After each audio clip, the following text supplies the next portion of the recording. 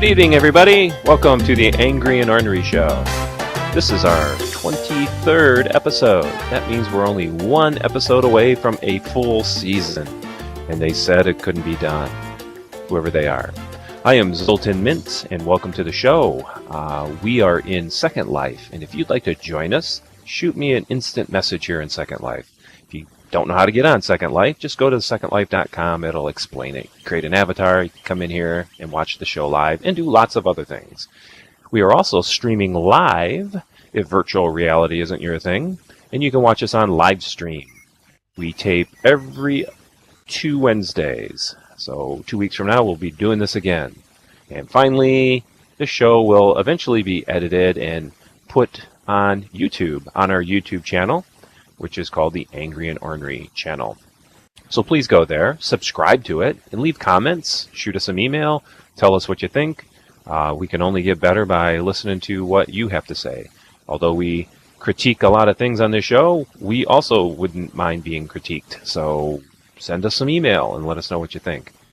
I'm going to critique my co-host, Lionheart. Come on out, sir.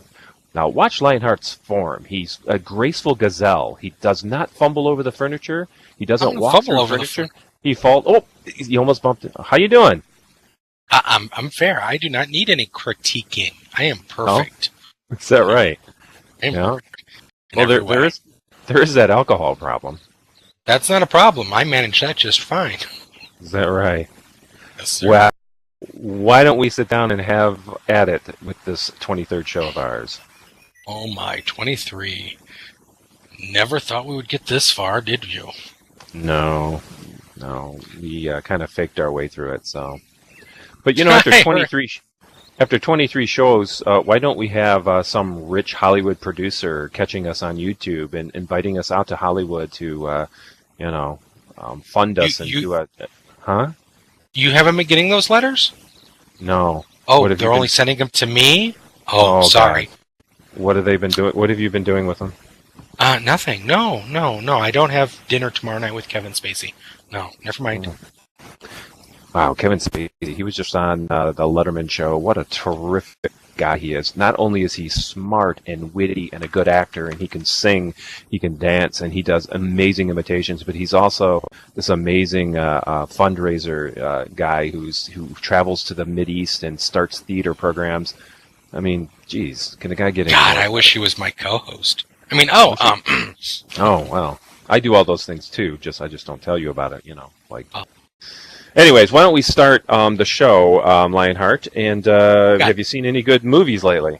Yeah, actually, because we did our little odd Oscars bout and then getting caught up at the year end, I was able to go to the movies. Again, they let me into the theater. What were they thinking?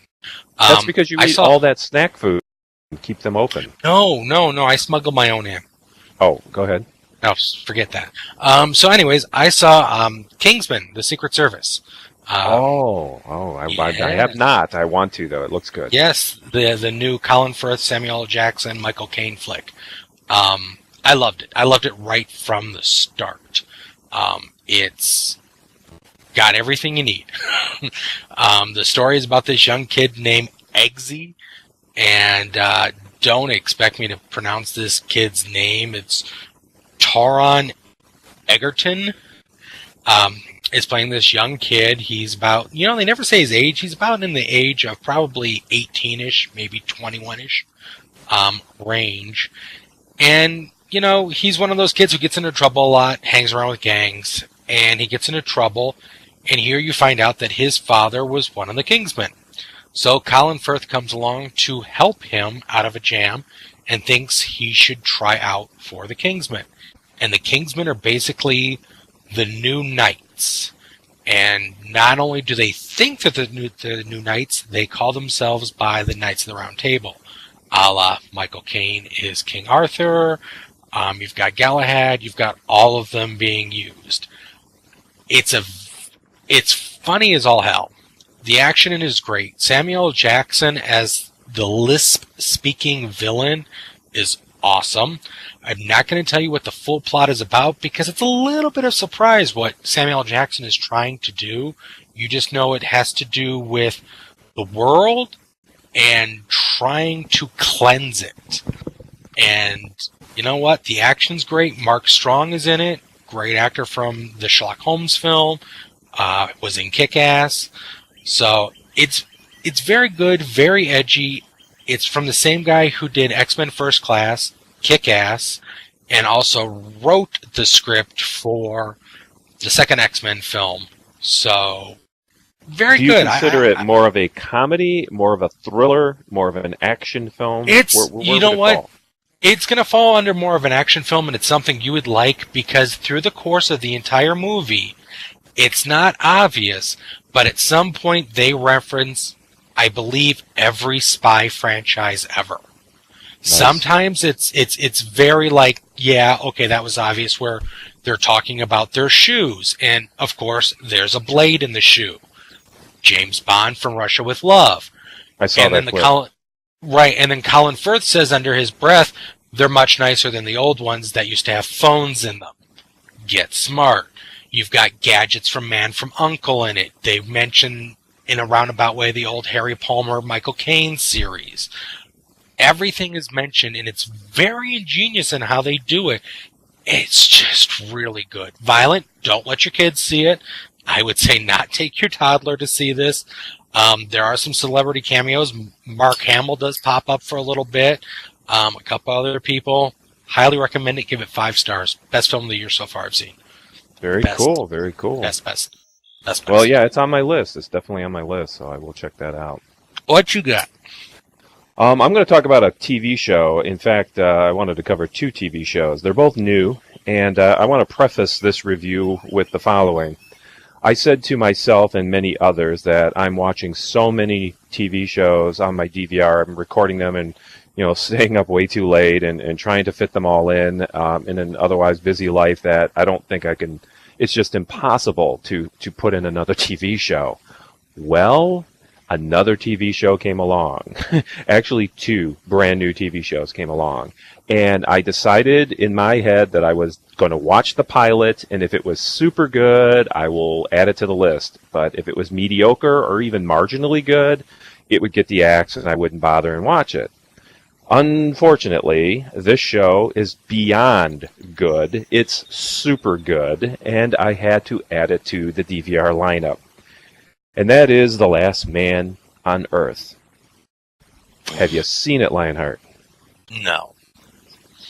You're judging it by its cover, because a lot of people have. And unfortunately, I think it's going to go the way of, like, Firefly, a really good, intelligent show that can't make it on network TV. People won't watch it. They may not understand it. They're not going to think about it. Or they may think, Will Forte, this is going to be a Saturday Night Live sketch. Well, it's not. And it's nothing like the previews led you to believe it was about. And it's nothing like I ever thought this show would be. What it is, and I've heard other reviewers say this too, and I agree with them completely. It makes you think. It makes you think nonstop. At least it did me and the reviewers that said this, because it raises all these really, really cool, interesting questions about what would you do if you were the last person on Earth. Now, Will Forte, never thought he was a great guy. I know he's an SNL cast member, and he did the MacGruber thing, and not necessarily very successful, and certainly not one of the most noteworthy SNL cast members. However, in this is a vehicle perfect for him, and I think they knew that going into it. He's funny, he's believable, he's just incorrigible, is what he is. And this is not going to be a spoiler, but they add a woman into it. And the woman, the actress is named Kristen Schaal, and she plays Carol. He plays Phil. And they're kind of the Adam and Eve character. But what Phil was hoping for was some beautiful woman to co-create and populate with. But it ended up with this Kristen Schaal, who is not the best-looking girl in the world, but she grows on you because she's got a heart of gold. So the last thing I want to say about the show, other than you need to watch it, Lionheart, and audience, you need to watch it too. Watch the pilot. It's a 2-episode pilot, and then the last episode just aired this past week was probably better than those 2. because it raises this question where Will Forte's character has given up and doesn't give a crap because there's nothing left in the world to care about. You know, he has no boundaries. He has no moral stops. He sleeps in a pool full of vodka. And he craps in his swimming pool. He masturbates continuously. He's just this, he grows his hair out and his beard. He's just like a caveman, basically. And then along comes this gal who says, we got to have some type of boundaries here.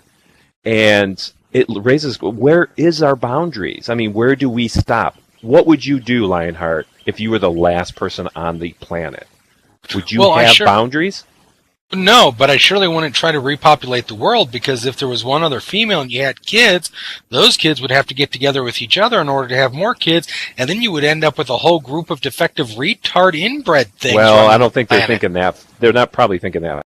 I do. That's where my brain goes to. Here's where it gets interesting. And by the way, audience, I am reading your comments while we're talking. Thank you for coming, Mel and Dan. I hope you enjoy it. Anyways, they at one point she makes him stop at a stop sign, and he looks at her like, "Are you freaking crazy? There's no one around." And she's like, "You know what? This is symbolic. What are you going to give up? How much are you going to give up? What's stopping him from raping her?" You know what I'm saying, Lionheart? Where are your boundaries? Where do you stop when there are none? You no longer have to follow any rules or laws. You have complete freedom. Then I would remove the tongue, make her mute. I know you would. But the point is, that's what and it's a comedy on top of that. It's this very deep, interesting, introspective type of thing, and it literally made me think for days afterwards. So I hope it stays this good. I hope the writing stays this good. Now, episode 3, they did introduce a third female, January Jones, the very pretty blonde girl, playing the role of Melissa. She is now in the show, this upcoming episode. So catch it on demand or Hulu or whatever, and get caught up, Lionheart. You won't be disappointed. It's just very, very entertaining, and I give it believe it or not, when I first watched it, or even before I watched it, I would have given it like 1, maybe a 2. But now that I'm on the 3rd episode, I give it a 4.5, maybe a 5, because it's that stimulating. So there's my review. Your turn. Wow, really? Didn't you get this out of your system with like the Omega Man and Last Man on Earth and films like that? It was compared to that, but it's nothing like that at all, because this is very contemporary, and it involves things. At one point, he steals every valuable piece of museum artifact he can find and puts it in his house. So I mean, it's very funny, and it's very edgy. It's extremely edgy. Those movies, they're very dated. Let's face it, and classics, but nothing like the TV show. Do they explain why everybody's gone in the show? Not yet, and that's another curiosity. Okay. So speaking of comfort zones, I left mine recently, and I watched something that people would probably never ever expect me to watch. Golden Girls. No, I own all the seasons of that. There's nothing wrong with Golden. You're a sick man. Oh, they're all hot. B. Arthur was hot. Anyways, right, I saw the new flick, St. Vincent. The new one with Melissa McCarthy and new young actor Jaden LeBert playing her son. And then Bill Murray playing Vincent. This is one of those times where the trailer misleads you. Because I was worried about seeing this film. Same with the show I just reviewed, but go on. When you see the trailer, you think it's about a single mom trying to raise a kid. And all the heartache that she goes through, and that there's a grumpy neighbor next door. It's the exact opposite. The whole film is about the Bill Murray character. And Melissa McCarthy in it total, I want to say she's maybe in it for like 20 minutes. And what it is her son is a latchkey kid. The first day they move in, they break Bill Murray's tree. He gets upset about it. He's a horrible alcoholic. He's sleeping with a pregnant Russian prostitute stripper, which it took me a few minutes to figure out that it's Naomi Watts. Nice. And yeah, she was doing a phenomenal job. And you start to learn his backstory of why he is like he is, and you start to feel for him. And of course, they throw in the little thing of the kid gets beat up one day, so he doesn't have his house key, he doesn't have his cell phone, he can't get in, so he stays with Bill Murray. And Bill Murray, who needs money to pay off loan sharks like Terrence Howard, who keeps showing up, trying to get money from him, he tells her, I'll watch him for, it's $11 an hour, I think, each night. So he's helping raise this kid. And it is one of those touching things where he teaches the kid to fight and stuff like that. But halfway through the movie, there's a huge twist you don't see coming, and it just blows your mind. And I highly recommend it. I give it 4 stars. This is out on DVD, right? Yeah, it just streeted last week, Tuesday. Dropped this Tuesday? Last week. Oh, okay. A week ago. I highly recommend it. It's funny. The sad part is I watched it with my mother and my niece and my nephew. And after seeing Bill Murray just kind of like laying around in front of the TV and drinking all day and smoking and womanizing. Hey, what's wrong with that? They almost all kind of said in unison that it was me. Because the only thing that he has love for in his life is his cat. Nice. Nice. And you don't even have that. I have a cat. No, I mean you don't have love for it. Oh no, I have love for my cat, but I didn't think no, you were I capable definitely of it. yes, I definitely go rent Saint Vincent. Great film. Well, it's got Bill Murray in it, and let's face right. it, is there a better classic comedy actor these days? Yeah, and you know what? He's kind of getting back to his classic roots because there is a little bit of slapstick, not a lot, but I watched the 4-hour Saturday Night Live tribute for their 40th anniversary, and within those 4 hours, the only thing that made me laugh so hard I was crying was Bill Murray when he did the lounge singer singing the Jaws theme.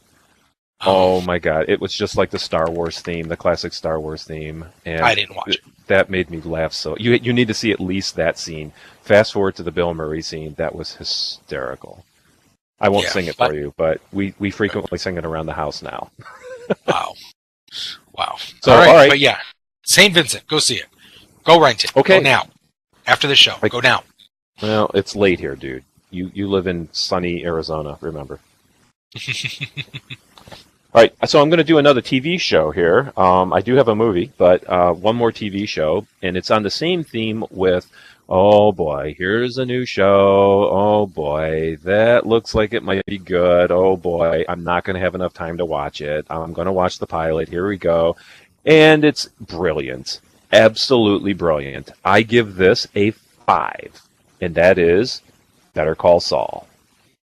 Please, Melly, tell me you're watching this. I know Melly watched Breaking Bad. That's why I'm hoping she's watching this too. And I don't know if Maya has caught on to it yet. Maya in the audience, have you watched any of the episodes yet?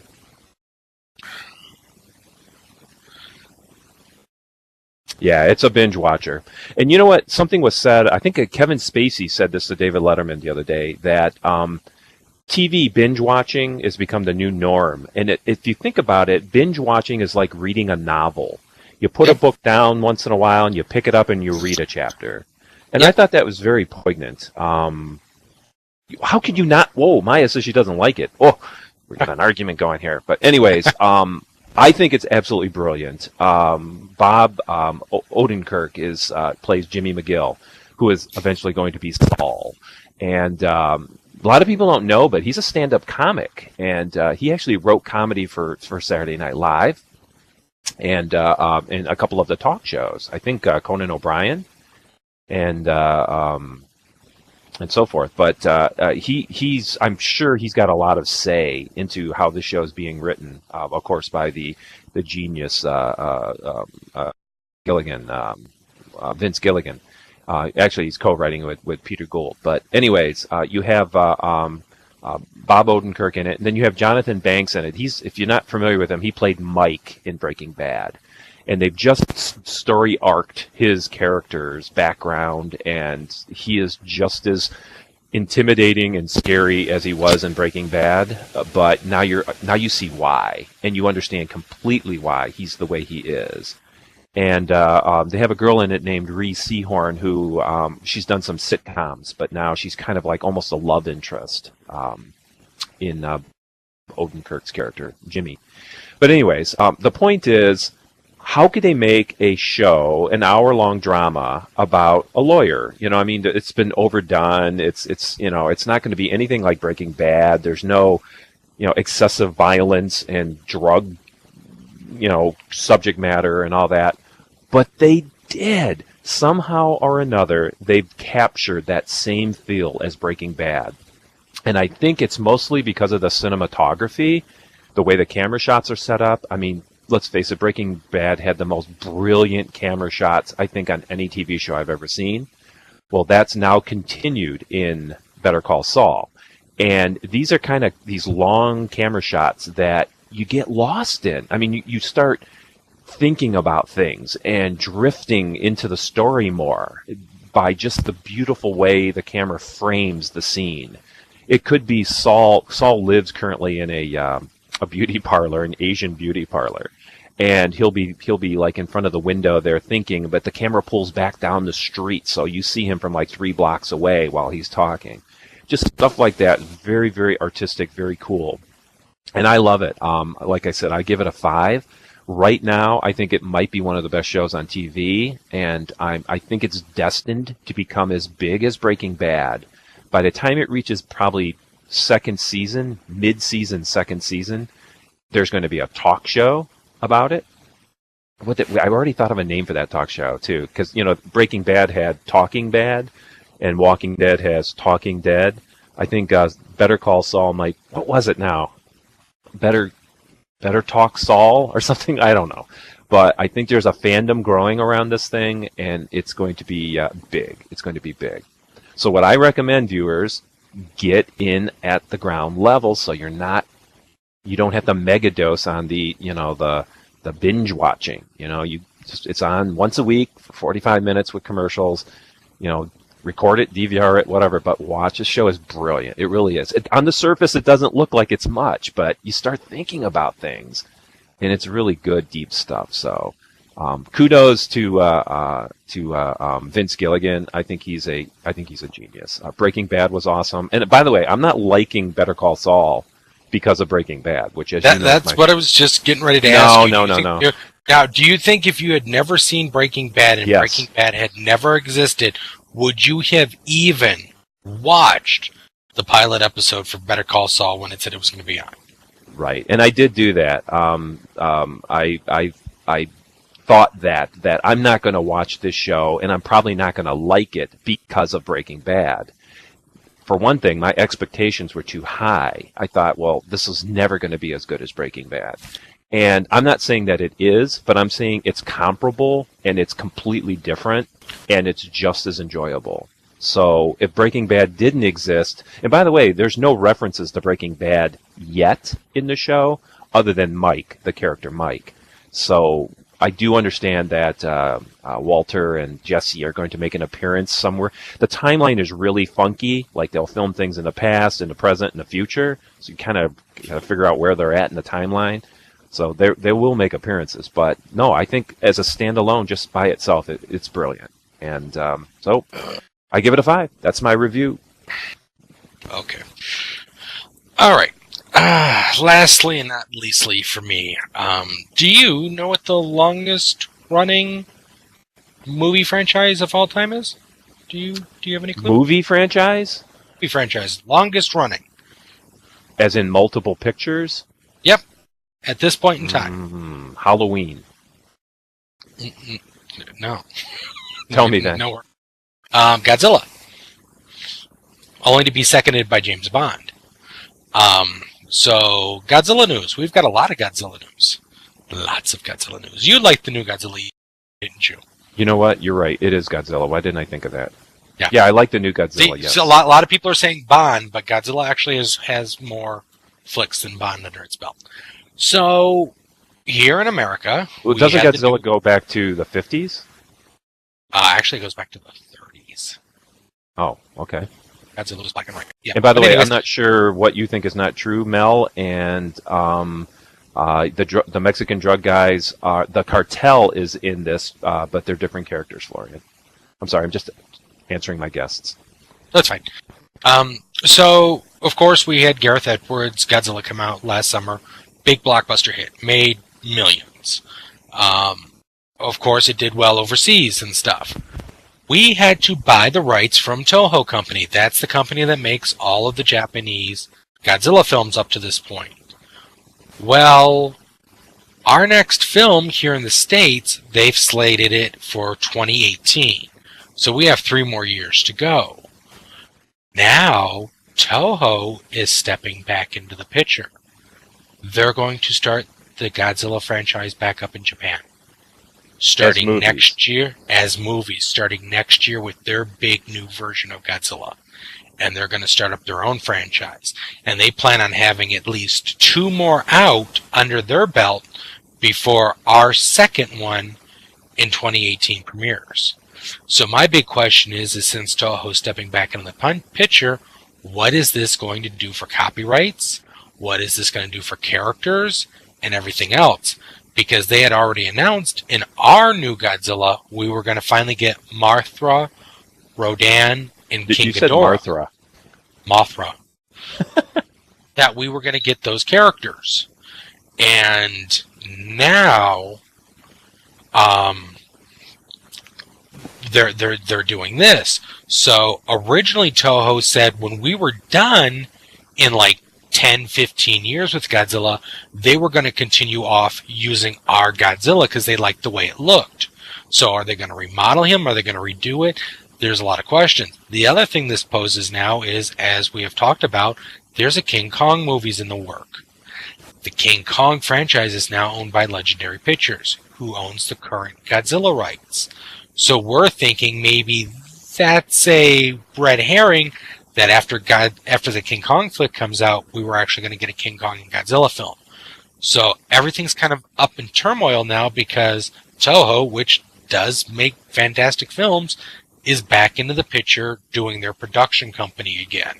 So we're going to have to wait to see if actually America is going to get a new Godzilla in 2018 or if all the rights are going to now revert back to Toho. So ultimately, what we're going to have is a Japanese Godzilla fighting the American Godzilla. They did that. They did that in the last Godzilla film from Toho. It was called Godzilla Final Wars, and they actually made fun of the American Matthew Broderick film because in Japan, that's not known as Godzilla over there. It's known as Zilla, Zilla. It's known as shit here, isn't it? Yeah, I know. But one of the characters at the beginning of the film says, "Stupid Americans, big dumb lizard attacks New York and they instantly have to call it Godzilla." Well, in Godzilla Final Wars, Godzilla fights all of the Godzilla monsters from the pantheon of films. And the first one he fights is Zilla, and the battle lasts like 2 seconds. He whip smacks him with his tail and then sets him on fire. It's freaking awesome. So you slightly mocked me for Better Call Saul, and I'm being a gentleman and not mocking your complete and utter nerdum for Godzilla. Oh my God, I've been a Godzilla fan since I was a child, thanks to Superhost, Saturday mornings on Channel 43, tuning it in on my black and white TV, using my rabbit ears on a UHF channel. Dude, that's how old I am. In real life, you kind of look like Godzilla. You know that, right? Thank you. Thank you so much. I'm striving for that. But that's what I've got. I think it's running over. Are you done? I'm done babbling. All right.